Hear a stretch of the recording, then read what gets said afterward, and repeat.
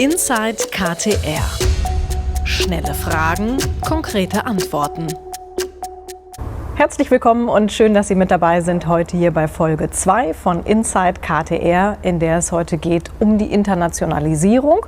Und dazu mein Gast heute hier in diesem Studio, in diesem virtuellen Messestand, der übrigens ein analoger Messestand ja ist, den Sie digitalisiert haben. Torben Maibaum, Head of Global Sales bei KTR, schon seit 26 Jahren im Unternehmen, was man tatsächlich, wenn man Sie so ansieht, was erstmal überrascht. Sie sind, glaube ich, sehr jung gestartet bei KTR, ursprünglich als Trainee.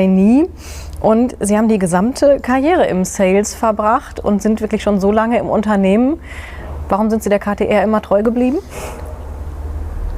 Weil es keine Angebote gab. Nein, Spaß beiseite. Wir haben immer eine gute Gemeinschaft hier gehabt. Wir haben ein gutes Arbeiten hier gehabt.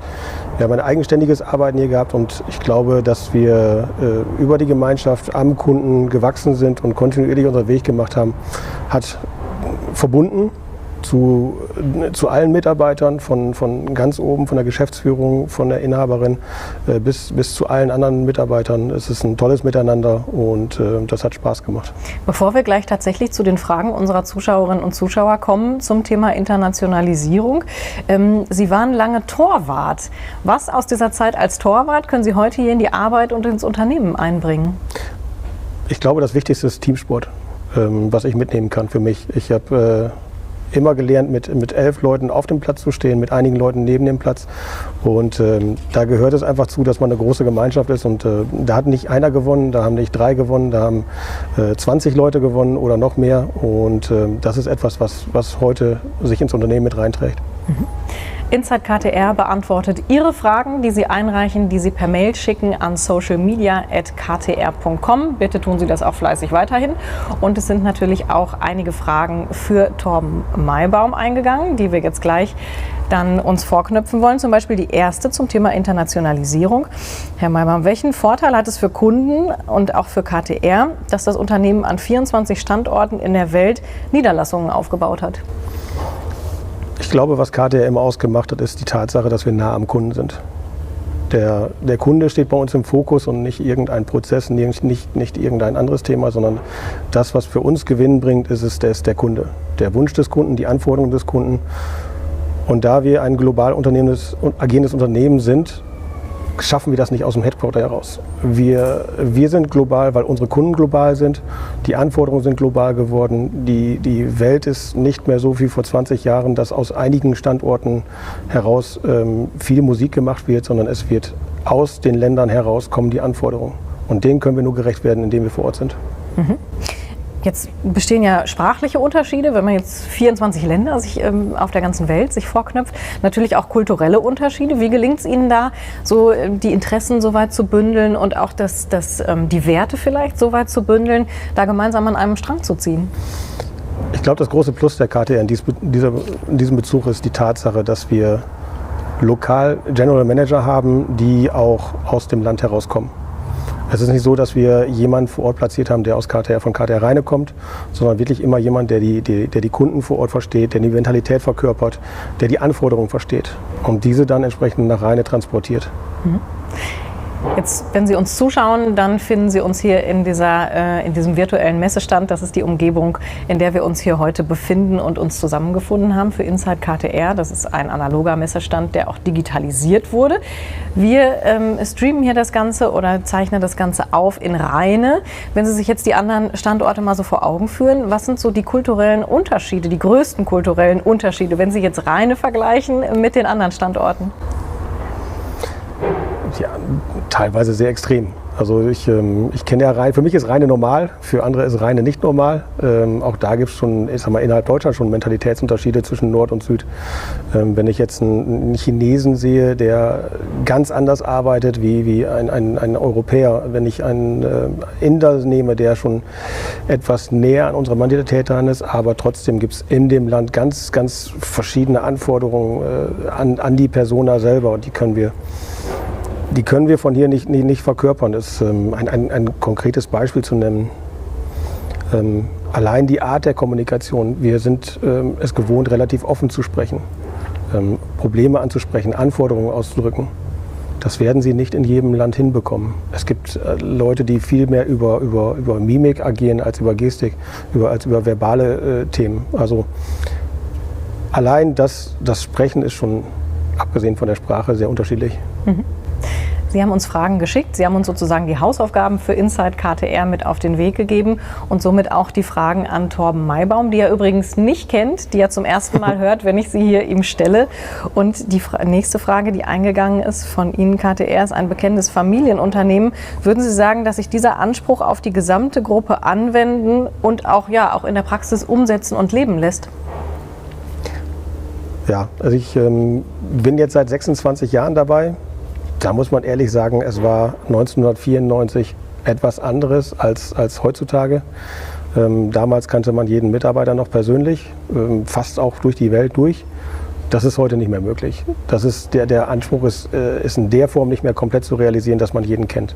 Nichtsdestotrotz ist es etwas, wenn Familie großgeschrieben wird, ist es etwas, was unsere Inhaberin vorlebt.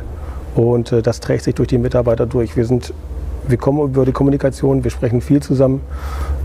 Es gibt hier, jeder hat seine eigenen Möglichkeiten, sich zu entwickeln. Jeder, der hier was werden möchte und sich einbringt, glaube ich, hat die Entwicklungsmöglichkeit. Und ich glaube schon, dass wir uns noch als Familienunternehmen betiteln können. Auch wenn wir mittlerweile relativ groß sind und 250 Millionen Euro Umsatz machen. Wenn Sie jetzt schon über die Größe sprechen, die nächste Frage schließt sich an. Werden KTR-Produkte eigentlich auch in anderen Ländern hergestellt? Ja. KTR produziert derzeitig an 7 verschiedenen Standorten außerhalb Deutschlands. Wir haben größere Produktionen in China, in Indien, USA. Wir haben kleinere Produktionsstätten in Brasilien, Taiwan, Russland und wir haben eine noch in Schloss Holte. Wir haben das ganze Konzept in der Form aufbereitet, dass wir dem lokalen Druck standhalten müssen. Und haben dort Produktionsstätten aufgebaut, die zu den lokalen Anforderungen, was das Pricing betrifft, was die Flexibilität betrifft, was die ganze Supply Chain betrifft, dass die Anforderungen erfüllen. Sollten Sie im Hintergrund unterschiedliche Geräusche hören, dann liegt das daran, dass wir hier uns befinden und für Sie aufzeichnen, da wo auch gearbeitet wird, wo nicht nur wir beiden hier sitzen und für Sie Ihre Fragen beantworten, sondern wo auch um uns herum gearbeitet wird, denn wir befinden uns hier auf dem Firmengelände der KTR. Und natürlich gibt es da auch mal das eine oder andere Geräusch, das gehört dann einfach dazu. Herr Maibaum, wir kommen nicht umhin, auch über das Thema Corona zu sprechen. Die Pandemie hat gezeigt, wie fragil Weltwirtschaft und auch Lieferketten sein können. Gerade zu Anfang der Pandemie hat es da in vielen Branchen erstmal recht große Probleme gegeben. Wie haben sich die letzten Monate bei KTR bemerkbar gemacht? Es waren sehr interessante Monate. Am Anfang sind wir von unseren Kunden direkt gefragt worden, ob wir der Lieferkette standhalten können. Diese Anfrage ging natürlich in den Einkauf sofort durch, in die Fertigung durch. Und wir haben uns um Länder gekümmert, wo wir momentan Probleme sehen. Das erste Land, worüber wir gesprochen haben, war Italien. Das zweite Land war Indien. Da dort einige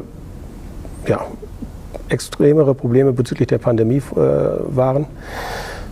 Das haben wir durch enge Kommunikation, durch gute Bevorratung in den Griff bekommen. KTR ist immer dafür bekannt gewesen, dass wir eine hohe Flexibilität und auch ein paar Teile mehr am Lager haben, damit wir unsere Kunden zufriedenstellen können.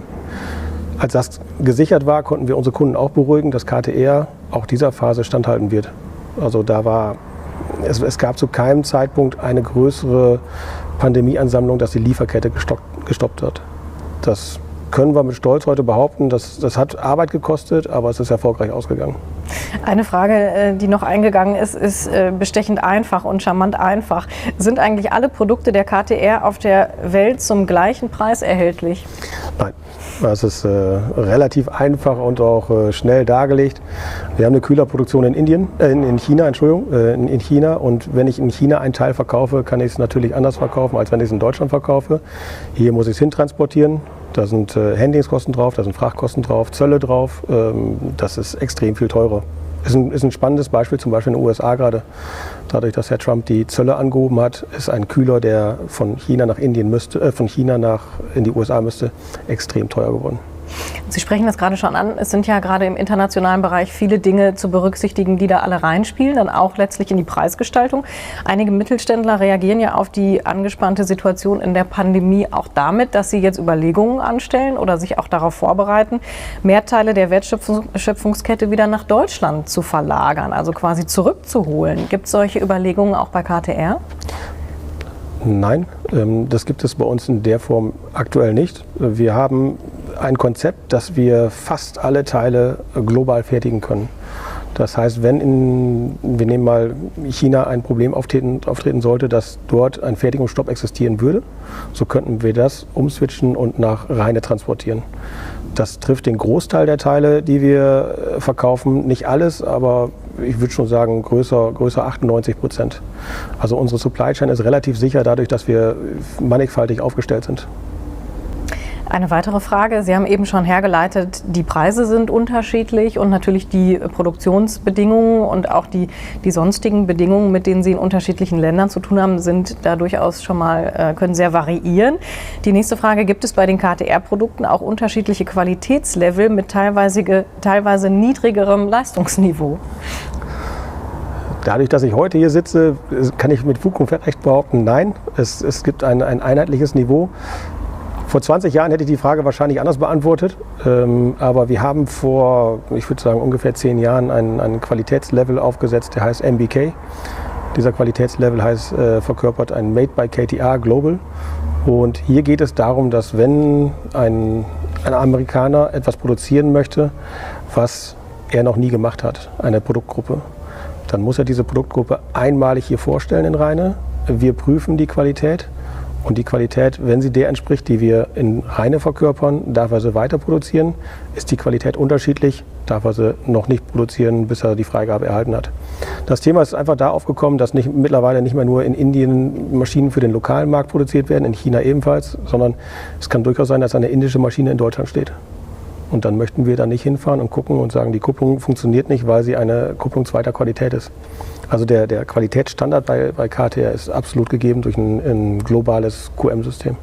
Im Unternehmenskontext haben wir es seit relativ vielen Jahren mittlerweile schon damit zu tun, dass Tätigkeitsbezeichnungen auch auf Englisch, also international, ausgedrückt werden. Bei Ihnen ist das Head of Global Sales. Eine Frage, was eigentlich verbirgt sich genau hinter diesem Titel und wie kann man sich Ihren typischen Arbeitsalltag vorstellen? Ich glaube, so einen ganz typischen Tag gibt es gar nicht. Das ist das Schöne an dem Beruf. Ich habe ein fantastisches Team in Rheine, die Vertriebsleiter Dach, ein europäischer Angehauchter und ein Asiate. Die Kollegen hier vor Ort machen einen tollen Job mit den Tochtergesellschaften. Wir supporten die von hier, wir koordinieren Strategien mit denen hier. Das, was in meinen direkten Bereich reinfällt, ist einfach dann die Absprache mit den Kollegen, als aber auch unsere größeren Fertigungsorte wie China, Indien, Brasilien, USA. Das ist im Direktsupport. Dann haben wir einen Bereich Key Account Management. Das ist auch noch bei mir mit in der Funktion mit drin. Und man darf ja nicht vergessen, wir haben ja noch viele Leute hier in Rheine, damit sind viele Absprachen zu tätigen, um am Ende die Leute vor Ort zu unterstützen, dass sie bestmögliche Arbeitsbedingungen haben. Eine weitere Frage, die uns erreicht hat: Durch die Internationalisierung ergeben sich für das Unternehmen sicherlich Vorteile. Welche würden Sie aber, Herr Maibaum, als zentrale Benefits nennen? Dadurch, dass unsere Unternehmen global aufgestellt sind, können wir denen auch globale Fertigungsmöglichkeiten präsentieren. Das heißt, wir kommunizieren kommunizieren in Landessprache. Wir können dem Kostendruck standhalten, dadurch, dass wir lokal präsent sind und lokal produzieren. Wir haben global auch eine Supply Chain, die sich sehen lassen kann. Wir sind immer da bestrebt, dass wir schnell und flexibel am Kunden sind. Auch das zieht sich durch die Länder durch. Also dem lokalen Wettbewerbsdruck können wir durch die Globalisierung von KTR standhalten. Mhm. Nicht zuletzt der Kunde profitiert von der internationalen Positionierung. Können Sie ein Beispiel dafür nennen, inwiefern das für den Kunden ganz viele Vorteile mit sich bringt? Ja, letzte Woche einen Baumaschinenhersteller getroffen, die übrigens hier draußen mit unseren Kupplungen rumfahren. Deswegen hören wir die ganze Zeit. Solange die fahren, ist das gut. Dieser Kunde ist größer und größer geworden. Ursprünglich ein Baumaschinenhersteller in Mitteldeutschland, ist mittlerweile in einer Gruppe untergekommen. Die Gruppe ist global aufgestellt und hat globale Anforderungen, was Teile betrifft. Und wir können im Gesamtkontext, dadurch, dass wir ziemlich genau auch da aufgestellt ist, wo er aufgestellt ist, ihm eine Präsenz bieten, ein Pricing bieten, Lieferzeiten bieten, die dementsprechend, wie die Leute sich das hier vorstellen. Und es ist da zu unterscheiden, ob es ein internationales Unternehmen ist, was von einem Headquarter ausgeführt wird, oder ob es ein internationales Unternehmen ist, was dezentral geführt wird. Und gerade bei denen, die zentral geführt werden, aus einem Headquarter heraus, sind solche Punkte extrem wichtig. Wenn es die weitere Expansion von KTR angeht, wir haben darüber gesprochen, aktuell 24 Standorte. Welches Land finden Sie da potenziell ganz besonders spannend und warum eigentlich? Das ist eine sehr schwierige Frage. Es gibt, also zum einen haben wir dieses Jahr noch KTR Dänemark eröffnet. Das ist im zweiten Quartal diesen Jahres passiert, trotz Corona. Als Anekdote kann man hier vielleicht sagen, dass der Kollege noch nicht mal vor Ort war in Rheine. Normalerweise wird jeder General Manager geschult und mit den Produkten vertraut gemacht, mit den Prozessen vertraut gemacht. Aber das ist momentan super schwierig gewesen. Am Anfang durfte ein Däne noch nicht mal hier hinreisen. Das heißt, bei Ihnen lief dann auch alles über Zoom-Meetings oder über andere Versionen, die es ja da auch gibt, wie man sich per Videokonferenz zusammenschalten kann. Ja, alles das, was online ging, haben wir online gemacht. Irgendwann muss man aufpassen, dass man den Menschen nicht überfordert, aber wir haben es versucht, dosiert zu übergeben. Es funktioniert sehr gut. Corona macht es möglich, dass er diesen Weg auch ein bisschen gepusht hat. Wenn man jetzt über die Zukunft spricht und sagt, wer sind die nächsten möglichen Kandidaten, ist es unheimlich schwierig zu sagen, dass man sich auf ein Land festlegt. Wir arbeiten gerade unter anderem zum Beispiel den Bereich Middle East auf. Das wäre ein Thema, mit dem wir uns gerade mehr beschäftigen. Es gibt auch immer die eine oder andere Überlegung in anderen Bereichen. Das hat mit vielen Faktoren zu tun, ob man sich dann da niederlässt oder nicht. Man braucht neben einer guten Idee auch das Potenzial, die Leute, die das vor Ort machen. Ein sehr komplexes Thema kann man so nicht pauschal beantworten. Langsam nähern wir uns der 20-Minuten-Marke und haben schon eine ganze Reihe Ihrer Fragen beantwortet. Herr Maibaum, wenn wir das jetzt zusammenfassen, wie hat eigentlich Corona den Vertrieb verändert in den vergangenen Monaten? Ja, wir sind, ich würde mal sagen, im März mit einer komplett neuen Ausgangssituation konfrontiert worden. Wir haben den Weg zu unseren Kunden nicht mehr so gefunden wie früher. Es wurde viel auf Online-Wegen versucht, über Telefon versucht. Aber das hat man ganz am Anfang, hat das unsere Kunden als aber auch uns schon gefordert, vielleicht sogar überfordert. Das war erstmal sehr neu, ne? Das war wirklich alles sehr neu und wir haben viele Online-Meetings gehabt und wir haben wirklich abends, das ist ein ganz anderes Arbeiten, wenn Sie den ganzen Tag in den Bildschirm reingucken. Das war für uns schon schwierig. Es ist auch schwierig, die Projekte durchzubekommen, weil man hat die Leute mittlerweile dezentral gehabt. Die Leute waren im Homeoffice, der Einkäufer war vielleicht da, der Techniker war nicht mehr da. Oder der Techniker war da und nicht der Einkäufer. Früher musste man die zusammen am Tisch überzeugen über das KTR-Produkt. Die Wege haben sich verändert. Corona hat aber, ich glaube, nur den Weg gepusht, hat das Ganze forciert. Und ich glaube, wir sind auch schon vorher auf dem Weg gewesen, dass wir uns der Generation Google so ein bisschen angepasst haben. Das Leben draußen wird sich ändern, das Profil der Einkäufer wird sich ändern, der Techniker wird sich ändern, der Weg, wie man auf KTR zugeht, wird sich komplett ändern. Und wir haben schon im November letzten Jahres angefangen, uns der Thematik zu widmen. Wir sind in vielen Bereichen etwas anders unterwegs. Ich sage damit nicht, dass was früher schlecht war, dass es gut war, dass es morgen schlecht war, sondern ich glaube extrem, dass wir eine angepasste Arbeitsweise kriegen werden. Inwieweit, das wird sich die Phasen nach Corona zeigen. Aber allein jetzt schon merken wir, dass wir neue Wege beschreiten müssen, um unsere Kunden weiterhin davon zu überzeugen, dass KTR ein gutes Produkt hat. Torben Maibaum, vielen herzlichen Dank für die Beantwortung dieser Fragen, von denen Sie tatsächlich keine einzige vorher kannten. Ja. Und das war es damit von uns heute, 20 Minuten in Folge 2 bei Inside KTR. Wir freuen uns sehr auf Ihre Fragen, die Sie für die nächsten Folgen einreichen. Gerne per E-Mail an socialmedia@ktr.com. Und dann werden wir an dieser Stelle Ihre Fragen hier natürlich auch beantworten. Gerne Ihre Fragen, die sich beziehen auf die Hintergründe des Unternehmens, auf den Alltag im Unternehmen und natürlich auf die Menschen hinter den Produkten. Vielen Dank fürs Zuhören, fürs Zuschauen, für Ihr Interesse und bis zum nächsten Mal. Tschüss.